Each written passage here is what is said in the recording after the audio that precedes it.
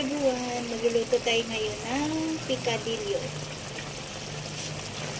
Ayan, nasangkot siya na natin yung ating giniling. Then, ilalagay na natin yung potatoes. Then, carrots. Haluin lang natin. Naglagay tayo ng tomato paste tsaka tomato sauce.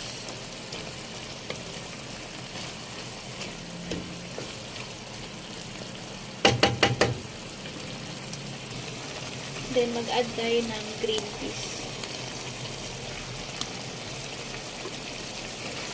Halo-haloin lang natin.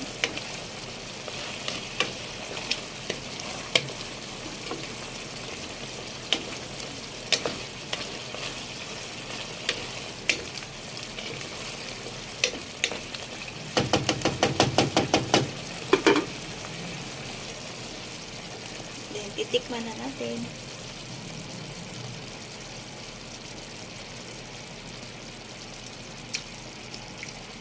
Wow, ang sarap. Favorite ng mga bata ito.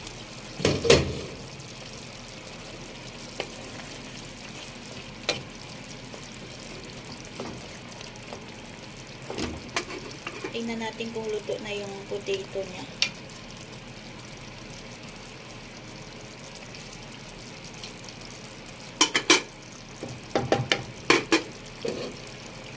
Palambutin pa natin ng konti.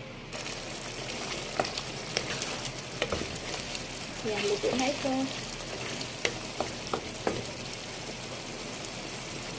Thank you for watching. May God bless us all. Bye!